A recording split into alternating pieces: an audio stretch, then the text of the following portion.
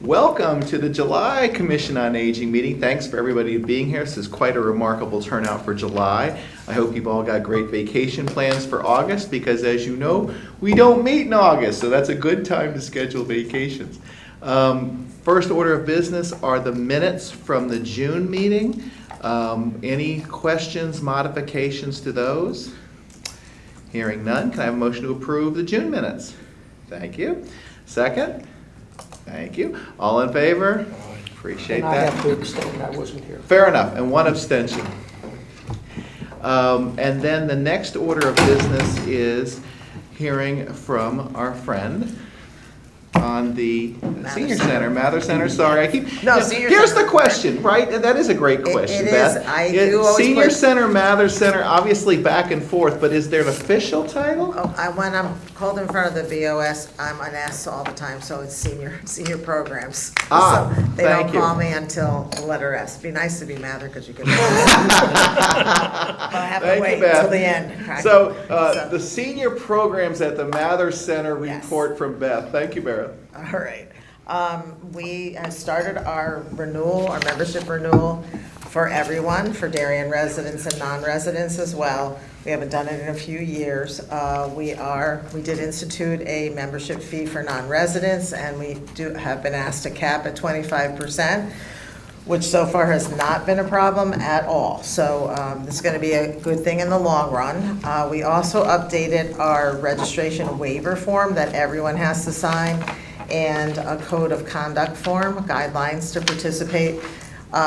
It's just necessary to do this periodically. There's issues and concerns that happen, and sometimes you need to have something that everyone has signed so that they realize that there are kind of policy and procedural things that we like everybody to follow. So everybody signs these, Darien residents as well as non-residents. The good thing about the non-resident endeavor that we're going through now is that we will be able to say no less frequently because there'll be less people that will be members that are non-residents. And Darien residents will still always get priority no matter what, and the percentage is based on the amount of Darien residents we have right now.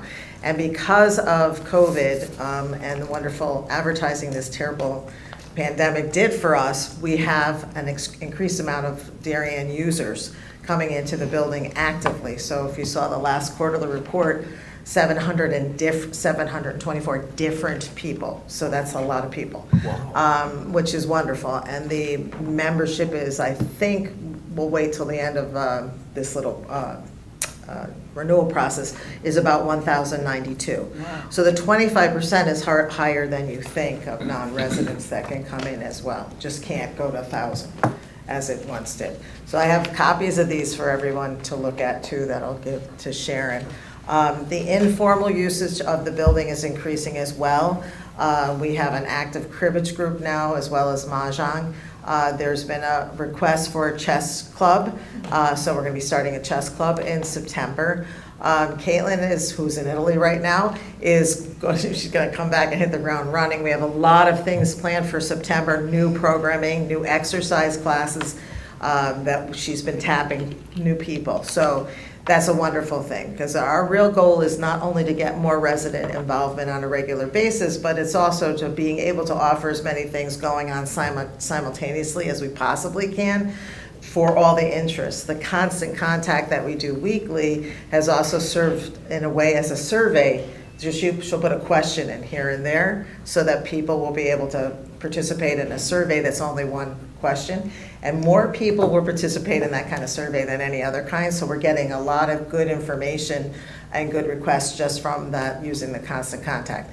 The wood shop, though Tom will probably talk to you about it, but it's getting busier and they're there more. And there's more requests coming in. They were backed up for a period of time, which is a good thing, like the old days. Monday through Thursday now. Yeah, they're there. Wow. Yeah, Yeah. so it's almost, I'm waiting to have the, our old way of doing things was the guys were there every day until lunch. So they ate, Yeah. and they left eating lunch, so it was like a really good thing. But it's wonderful, the participation, and the folks that we've gotten in that are coming in now as volunteers too Great. are really good craftsmen that this Yes. was their bailiwick. So that's what you really want, is to have somebody that really, so more stuff is coming in as well. It's So, truly a remarkable thing for this Yeah. particular senior center to have this It is. activity. Tell It us is. more, Tom, about what you're seeing. A lot of people are bringing in broken furniture, chairs and tables, and we're repairing them. One person brought in a lamp to, he wanted it not rewired, but he wanted to make another lamp just like that one. And now we have a gentleman who's very, very talented on the lathe. And he was able to spin off the bases and Make things a like lamp that. just like Yes, Unbelievable. yeah. Wow. So things are really happening in the wood shop. Very cool. and Thank we've you. been able to buy, we bought that part specifically Right. because that gentleman has that talent. Mm. So, yeah, and it's Yeah. absolutely quite beautiful what he made too. So it's really, if you don't know what a wood lathe is, it does carving. But you have to know how to set it up and to Mhm. get it to do that. And he made a mirror of a lamp that he already had, a Right. lampstand he already had. Yep, so we are enjoying good, for the summer especially, too, really good participation, and we're really looking forward to the fall as well. So we will be closed a week in August, the week of August 21st to 25th, for maintenance and repair. And that's why the building still looks so good, because we throw everything at it. I have a list of things for DPW to do, and then we have the cleaners that come in that do professional cleaning of the entire place. So believe it or not, we've been there since 2014. Next year will be 10 years in that building, and I'm proud to say it looks pretty darn good. So a lot of that is a shrew. I don't know if the next person after me will do that, but We'll have to have a to be a party. shrew about it, because we don't allow food or just water in the other rooms. So it really pays off, so it's a good thing, so I think we're pretty happy, right, Tom? Yes. We'll have to have a very party. happy. Yeah. 10 years? Mhm. Wow. Awesome. That's Anything else, awesome. Beth? I'm good. Great. Any questions for Beth? I have a question. Do other senior centers have the same kind of a policy? Is that common for members, non-members, Beth? I did, for non-members and, Yeah. mostly except for New Canaan, who no one can be a member if they're not a New Canaan resident. So they're the only ones that are totally, completely exclusive. Every other senior center that's in our area and beyond has a non-resident and a resident membership. And generally, if they have a fee at all, we don't charge our residents any fee. Some have a resident fee and a non-resident fee. We just have a resident fee, and that's what mostly around our area of the state, non-residents pay. Or they pay an increased amount for whatever the class is. So either the yearly or an increased amount. But again, we still will always have priority. So if something becomes filled and it has a limit, Darien residents will always be our priority. So just to completely clarify, residents of Darien don't pay a fee, except for maybe programs, correct? That there's a charge for. Right? But non-residents would pay an annual fee plus potentially a little bit more for each program, is that correct? No, I just was answering Yeah. Peter's question. Yeah. No, the same. That Same. would still. So programs are all the same to Yeah. residents and non-residents, just the annual amount is for the non-residents and not for the residents. Correct. Got it. Correct. Yep. Awesome. Any other questions for Beth? Hearing none, thank you so much. Ally can't be here today, but she has sent Cynthia Hall to be with us to report on the Human Services Department. Tell us what's going on. Well, good morning, everyone. We're continuing to accept applications for the Renters Rebate Program. So you must be 65 years or older or receiving Social Security disability benefits. The income limits are for a single person, $40,300, and for a married couple, $49,100. And this is a really great program because a portion of what the applicant has paid in rent and utilities is given back to them. Checks are usually mailed out at the end of October, early November, so it's a perfect time to have extra cash for the holiday season. Our next mental health first aid training will be on August 1st and August 3rd at Post 53. Anyone who's a Darien resident or serves the Darien community is welcome to register. Our Seniors Farmers Market Nutrition Program is giving eligible seniors a $24 voucher to use at any farmer's market in Connecticut. That's a really nice treat for seniors, and they really look forward to it. We just got an email this week that they're going to be mailed out in the next few days, so they'll be very excited about that. We currently have one protective services case with the elderly open. We're thinking it's going to be closing soon because they're working on getting this person conserved, but who knows, because sometimes they take a little longer. Our medical loan closet continues to be a great resource for the community. Anyone who's interested in renting a wheelchair, walker, is welcome to call our office, and we'll have them make the arrangements. And that's pretty much it. Just curious about the farmer's market vouchers. Yeah. What is your list of seniors? Is that people who have come to you, or is it, do you share that with At Home in Darien seniors? We get referrals sometimes from them, but it's usually the people that have applied before. And then we always post You it. have to so- apply. You have to apply, yes. Because there is Now, no. something to include in Out and About, don't you think?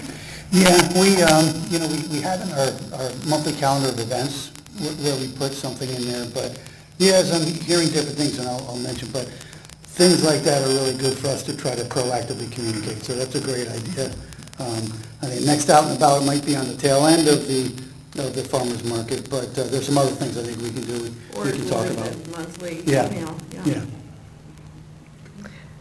I want to make a comment. Cynthia comes down on Tuesdays for Ask a Social Worker, and now there are seniors waiting for her. So Yeah. that's a how real- cool is yeah, that? it's a A few people, I'm like, It's a good thing. And also to see her as a familiar face, even walking around and just talking to people, for people that may be apprehensive about seeking eligibility programs or looking at what support systems there are in town, it's wonderful that they see what a lovely, friendly person she is, and it makes it a lot easier. So we're happy after COVID to reinstate that, and Cynthia's usually the person that comes down, so people are asking for her by name now, so. Oh. That's really- There you go. yeah. And there's a lot of new people. Yes, a lot of new people, that right. they're not aware of our services, so it's great, So Yeah. give us an example of someone comes up during this Ask a Social Worker, without obviously reading private information.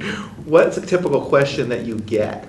Well, I'll get questions about, I have an adult child living with me and they're struggling with substance abuse or mental health. What do I do? Or I have, I'm struggling with my rent. What can I do? Or my utilities. Is there anything? I've never asked. I didn't know that you were here.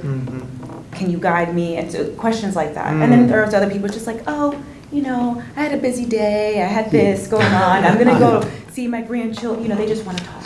Right. So it's a variety. Well, thank you for providing that valuable resource. I mean, Yes, the- I'm happy to do it. even the listening ear has to be like 80% of it, just to be heard, right? Right. I mean, because it's got to be so tough when you've got these issues, whether it's financial or personal, to quite frankly have nobody to talk to that you feel comfortable. Right. Right, and obviously they've recognized you're going to keep it confidential. Yes. So that also adds a whole other value to this, right? Sure. Just to be heard. Half of empathetic listening is empathetic listening. Absolutely. Right. Absolutely. Awesome, thank We you. have a private space, so it's not out in the open. Fantastic, We okay. always Yeah. have space available. It's Really a cool. safety net for abuse also. Yes. You're not going to get people in general willing to volunteer to friends or anybody else usually. So I'm sure you don't get many of those, but it's, No, but just hearing them out, then I Yeah. can start assessing, like, okay, is there anything else Right. going on? And that's great. Yeah. It really is. Thank you. Just to go back to the farmer's market, how many people do you give vouchers to, would you guess? I think currently we have like 50 people on the list because it's income-based. Because we've been talking about giving rides to seniors to the farmer's market, so that would be a nice Oh, yeah. dovetail, yeah. Awesome. Other questions? Yes? Cynthia, when do you start collecting for Christmas boutique that you have up there? So that would be probably like in November. November? Yeah. Okay. I know it's coming. And just soon. come to your, To our office, yeah, Okay. you can call us. Yeah. okay. Other questions for Cynthia? Hearing none, thank you so much for all you do and showing up at our meeting today. Thank you Thank for you. having me. Awesome. Chris, what's going on at Home in Darien? Busy summer, good. Rides up 80% year over year, so we're moving to accommodate that and coming up with new ways to drive that even further north. I think one thing to note, the annual meeting has been set for December 6th, Wednesday, December 6th, at the Library Community Room. We hope everybody could attend, and we'll be sending out invites to everybody on this team and certainly beyond. The content to be determined, we'll be discussing on the next board meeting. Volunteers, we've been very fortunate to have a lot of people come into us and say, I'd love to help. And we had somebody who came in yesterday, and I think one of our challenges moving forward, one of my challenges moving forward, is to figure out ways to really, tactically use those volunteers. We've got volunteer shoppers, volunteer helpers, and that's great. But we don't have the seniors who have raised their hands and said, oh, I'd love to have help. I'd love to have somebody shop for me. So I think that's one of the challenges for the organizations moving forward, is to engage more seniors in the volunteer work that we can provide. So one of the things that we'll be doing, and I welcome any suggestions, is to think outside of what we're currently doing. Are there other opportunities to engage volunteers, people in the community, with seniors, whether that's event-driven? And I know we've had events, and those have been great. We want to do more of that. So that's a really good thing. It's a community that continues to want to give, and people coming in to volunteer are of all ages, and so that's great to see. And also, as you spoke about some of the things, I'd love to talk further, which just made me think, your constant contact survey, I'd love to maybe see any insights, any opportunity to piggyback on that, maybe ask a question. Sure. We have a survey every year to our riders, which we are getting ready to prepare, which goes out, it's going to go out to about 120 unique households, and get feedback on our services and our riders, and so we want to we want to get more information where we can, and obviously how we can continue to collaborate. Sure. We'll continue to work on that. So, Awesome. good things. Thank you. Any questions for Chris? Hearing none, I'll turn it over to Peter. Peter, what's going on with AARP in the state? Okay. AARP is essentially catching his breath in the state, at least, as to what sorting out the bills, the omnibus bills that impacted so many areas. And we're really getting ready. Next week, I think, is going to be starting a major push and focus for the rest of the year on Social Security. Because they're feeling as it's going to be under significant attack in the coming federal legislature. Mm-hmm. And it's it's a problem. It's a very complex problem, as you know. And for the AARP, I mean, your membership starts at 50. So again, it's no longer a problem of being 62 or 65. It's a much more complex problem. I mean, who pays in, how much you pay, and who pays out, and guaranteeing that people that really need it will get it. So again, complex project, and it's going to get some real focus. I may have mentioned last month that AARP does have, I think, some excellent resources. This is the AARP Family Caregivers Resource Guide, and I know you have them in HR at the Mathers Center. They came out with a new one, Health Benefits Navigator for Veterans and Military Families. And in September, AARP is going to do in major communities around the state, I think, what they call a stand-up, stand-down day for veterans. So again, we're going to try to do that for veterans. And then this one I think is really interesting. It's a financial workbook for family caregivers. And for example, if you don't have a copy, you ought to, same with you, Beth. I can get them for you probably.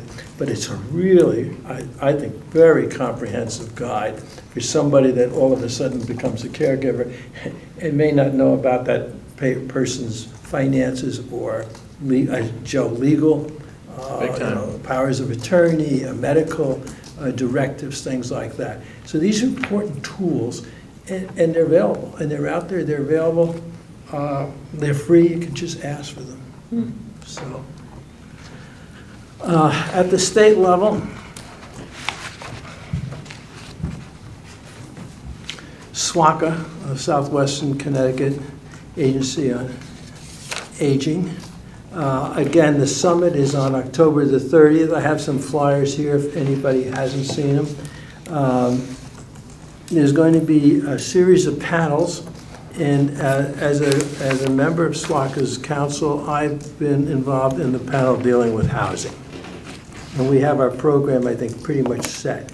And the housing panel is going to be moderated by Ginny Monk, who is Connecticut Mirror's housing reporter. In fact, today, if you look at the Connecticut Mirror, there's a big article that she wrote about housing issues. And one line is underlined in the whole thing. It's Connecticut lacks about 89,000 units of housing that are affordable and available to its lowest income renters. And many more are spending too much of their income on housing costs. And we know that to be true. So what we've done is we put together a panel that will really look at the need, the protection, and then the vision that communities have to have. And so we have, for example, the Connecticut Fair Housing Center is going to be talking about advocates perspective. How do you advocate on somebody who needs housing? Public and private partnerships in support of housing. There's a New Samaritans Corporation that works with institutions at town levels. A third one is Nesterly. Have I talked about Nesterly at all? Go for it. And Nesterly.com. There's going to be a speaker about Nesterly.com. Nesterly was formed in 2016 and is very active and very successful in the state of Massachusetts. And Nesterly's goal is a website that connects older people who have rooms to spare with young and lower income people seeking medium-term affordable housing. And what it does, if I can boil it down, is they'll charge home sharing units a booking fee and take a percentage. But what they do is they provide a payment system for rent, leases, ongoing support, security. And so the person that's heading that up is going to be speaking. And let me give you, if I might, personal testimony about this. I was born in an apartment in New York City, and I could not speak a word of English till I was 6. My parents were immigrants. My father was an illegal immigrant, actually. And we lived in Washington Heights, and we had a 6-room apartment. And there were my 2 brothers and I, my mom and my dad, and we had 2 boarders. And we had 2 boarders for years. And one of the boarders was typically an older gentleman that was a widower that lived in the neighborhood that we knew. And the second was an intern that worked at Columbia Presbyterian. And so every year so my brothers and I had to cramp into 1 bedroom, and of course each of the boarders had their own bedroom. And my mother always said it really helped us send money back to Germany and Austria. But my mother and father were enormously and generous, kind people, and I think they did it as much for the boarders as they did it for us. And so here's an institution so many years later in this world of, a lot more regulated, a lot more important. But it's a really important thing. It's a really important thing. And it kind of describes what needs to go on in communities. And so our 4th and final presenter is going to be talking about business development and a community vision. And that's going to be David Genovese. And he's going to be talking about his vision and his family's role and how, for a town our size, how it's been evolving. And Jerry and I were talking, and she said, if he doesn't bring her, she's going to come up with me. So there's a lot of work in this. We're expecting 300 people. Again, I think it makes a lot of sense. So that's important. That's important. That's going on. I think the July 4th Declaration of Independence event that we had in town, I don't know if any of you got there. It was a first timer, and it really worked very, very well. It took 30 minutes at the Darien High School, and they celebrated the Declaration of Independence with with speeches and music, and a kid reading, a Middlesex girl reading a national award-winning contest essay. And that's something, again, where, again, and I saw seniors there, it's important for a community-wide effort.